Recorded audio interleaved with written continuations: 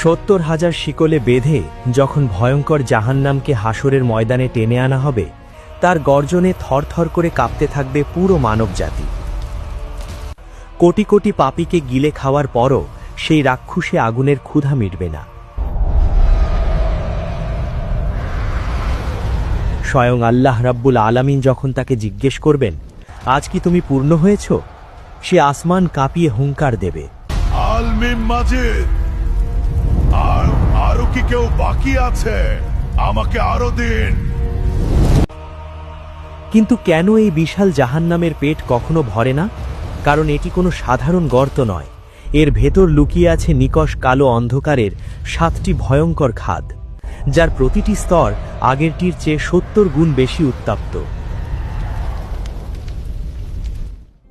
কিন্তু সবচেয়ে বড় ভয়ের জায়গা হল, যে মানুষটি দুনিয়াতে নামাজ পড়েছে কিন্তু পাহাড় সমান গুনাহের কারণে আজ সেও জাহান্নামের দরজায় দাঁড়িয়ে, তাকেও কি ফেরাউন নমরুদদের সাথে একই আগুনে পোড়ানো হবে? আর এই 7টি স্তরের একদম তলদেশে সেই ভয়ঙ্করতম অন্ধকারে কাদের জায়গা হবে?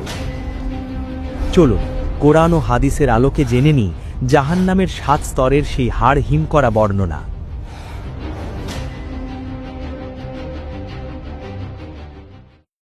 হাসরের ময়দানে বিচারের পর যখন একদল মানুষকে শেকলে বেঁধে আগুনের দিকে টেনে নিয়ে যাওয়া হবে, তখন এক হৃদয় বিদারক দৃশ্যের অবতারণা হবে। এরা আবু জাহেল বা ফেরাউনের মতো কাফের নয়, এরা হলো দুনিয়াতে লা ইলাহা ইল্লাল্লাহ পড়া ঈমানদার। এরা দুনিয়াতে নামাজ পড়েছে, রোজা রেখেছে, কিন্তু তাদের আমল নামায় পাহাড় সমান কবিরা গুনাহ জমে আছে। কেউ হয়তো সুদ খেয়েছে, কেউ জিনা করেছে, কেউ বা অন্যের হক মেরে তওবা না করেই মারা গেছে। এই পাপী মুমিনদেরকে জাহান্নামের একদম উপরের বা প্রথম স্তরে ফেলে দেওয়া হবে, যার নাম জাহান্নাম। এই স্তরটি জাহান্নামের সবচেয়ে হালকা শাস্তির জায়গা হলেও দুনিয়ার আগুনের চেয়ে তা 70 গুণ বেশি উত্তপ্ত।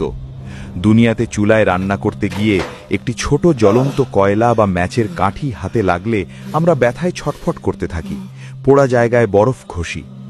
আর সেই 70 গুণ ভয়ঙ্কর কালো আগুনে যখন একজন মিমিনকে ধাক্কা দিয়ে ফেলা হবে, সে আর্তনাদ করে উঠবে। সে পাহারাদার ফেরেশতাদের বলবে, আমাকে এই আগুনে ফেলবেন না, আমি তো দুনিয়াতে আল্লাহকে সেজদা করতাম। কিন্তু আযাবের ফেরেশতাদের মনে কোনো দয়া থাকবে না, কারণ আল্লাহর নির্দেশ হয়ে গেছে। তবে এই ঈমানবার পাপীদের জন্য একটি অদ্ভুত এবং লোমহর্ষক রহমত থাকবে। রাসূলুল্লাহ সাল্লাল্লাহু আলাইহি ওয়াসাল্লাম বলেছেন, যখন এই মুমিনরা আগুনে জ্বলতে থাকবে, তখন আগুন তাদের পুরো শরীরকে পুড়িয়ে কয়লা করে দেবে, কিন্তু তাদের কপালের একটি জায়গা আগুন স্পর্শ করতে পারবে না। আল্লাহ তাআলা জাহান্নামের আগুনকে কড়া নির্দেশ দিয়ে রেখেছেন, খবরদার, আমার বান্দা দুনিয়াতে আমাকে যে স্থানগুলো দিয়ে সেজদা করেছে, সেই সেজদার দাগগুলো তুমি পোড়াতে পারবে না। সহিহ বুখারী। আগুন তাদের মাংস পুড়িয়ে হাড্ডি বের করে ফেলবে, কিন্তু কপালের সেজদার জায়গাটি অক্ষত থাকবে। এই স্তরে মুমিনরা তাদের পাপের শাস্তি ভোগ করতে থাকবে।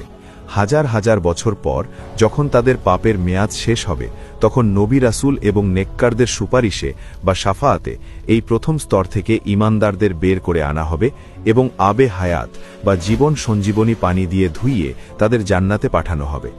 একসময় এই প্রথম স্তরটি পুরোপুরি জনশূন্য হয়ে যাবে, কিন্তু এর নিচের স্তরগুলোর শাস্তি হবে অনন্তকালের।